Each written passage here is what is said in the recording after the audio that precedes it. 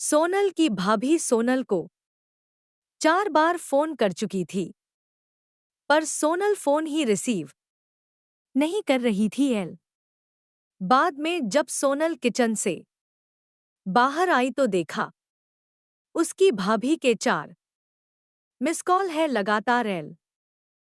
यह देखकर वह घबरा गई, क्योंकि उसकी भाभी को पता होता है कि अगर सोनल 2 बार में फोन नहीं उठाती है तो इसका मतलब यही है कि वह अपने काम में व्यस्त है और या फिर फोन से दूर है। अब सोनल का मन घबरा रहा था, क्योंकि भाभी के 4 फोन लगातार आने से उसे टेंशन हो गई थी। क्योंकि सोनल की मम्मी की तबीयत इन दिनों ठीक नहीं चल रही थी। अभी 2 दिन पहले ही सोनल अपनी मम्मी से मायके में मिलकर आई थी। फिर भी सोनल ने हिम्मत करते हुए अपनी भाभी को फोन लगाया और फोन जैसे ही भाभी ने उठाया तो सोनल को रोते हुए कहा, दीदी मम्मी जी हमें छोड़ कर चली गई है। रात को अच्छे से सोई थी। सुबह आपके भैया और मैंने खूब उठाने की कोशिश की, पर वह नहीं उठी। तब हमने डॉक्टर साहब को बुलाया। फिर उन्होंने बताया कि मम्मी जी अब नहीं रही। दीदी आप जल्दी से घर आ जाओ। इतना सुनते ही सोनल की आंखों से आंसू बहने लगे।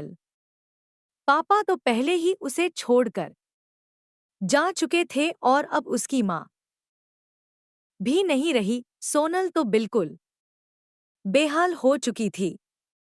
अब सोनल ने रोते रोते यह बात सक्षम उसके पति को बताई तो सक्षम ने उसे संभाला और उसे जल्दी से कार में बिठाकर मायके ले गया। सोनल जैसे ही अपने घर पहुंची तो अपनी मां के शरीर को देखकर उससे लिपट गई और खूब रोई। आखिर में सक्षम ने उसे किसी तरह समझाया और मां का अंतिम संस्कार किया।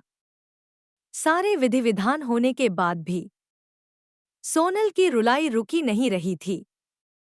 उसे मां की बहुत याद आ रही थी।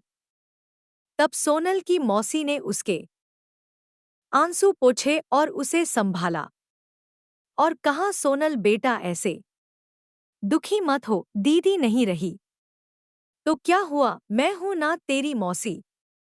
मेरा घर भी तेरा मायका है। तेरा जब मन करे तब आ जाना अपनी मौसी के पास। वैसे कहते भी तो है ना मौसी मतलब माँ जैसी। बेटी मैं तेरा दर्द समझ सकती हूँ, क्योंकि तेरे पापा तो पहले ही तुझे छोड़कर जा चुके हैं और आज दीदी भी चली गई। कहते हैं ना कि माँ के जाने के बाद तो लड़कियों का मायका ही छूट जाता है। यह भाभी तो बस दुनिया को दिखाने के लिए नाम का रिश्ता होता है, क्योंकि मायका तो माँ से ही होता है। सोनल भी मन ही मन सोचने लगी कि शायद मौसी ठीक ही तो कह रही है, और वह मौसी से लिपटकर जोर जोर से रोने लगी और कहने लगी, क्या मासी मेरा भी मायका अब नहीं रहा। तभी सोनल की भाभी दूर बैठी दोनों की बातें सुन रही थी।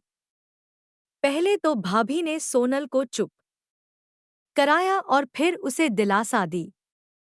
फिर भाभी ने मौसी से कहा कि मौसी जी आपने ऐसे कैसे कह दिया कि मायका केवल माँ से ही होता है।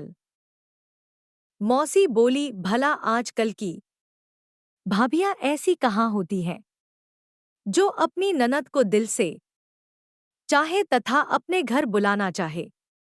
भाभी ननद से बोली कि मैं मानती हूं कि माँ का स्थान कोई नहीं ले सकता, लेकिन अभी दीदी के भैया भाभी जिंदा है और जब तक हम हैं दीदी का मायका हमेशा बना रहेगा।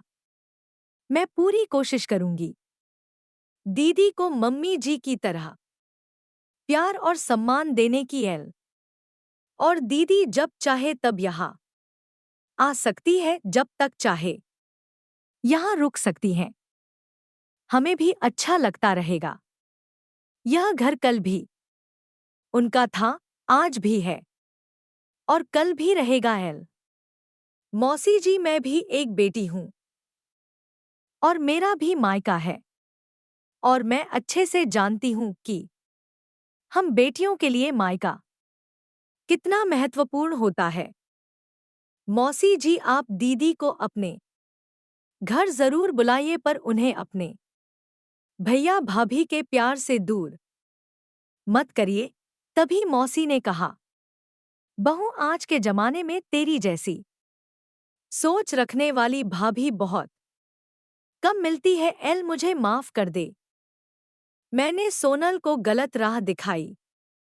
तभी सोनल अपनी भाभी के गले लग गई और बोली, भाभी, आज आपने मुझे विश्वास दिला दिया कि भाभी भी माँ के समान होती है और मैं संतुष्ट हूं कि जब तक आप और भैया हो, मेरा मायका सदा बना रहेगा। और किसी ने कहा है ना कि भाभी माँ के समान होती है। आज आपने मुझे इस बात का विश्वास भी दिला दिया है। मौसी ने बहू को गले से लगा लिया। दोस्तों, जरूर बताइएगा कहानी कैसी लगी आपको। प्यारे दोस्तों, नमस्कार।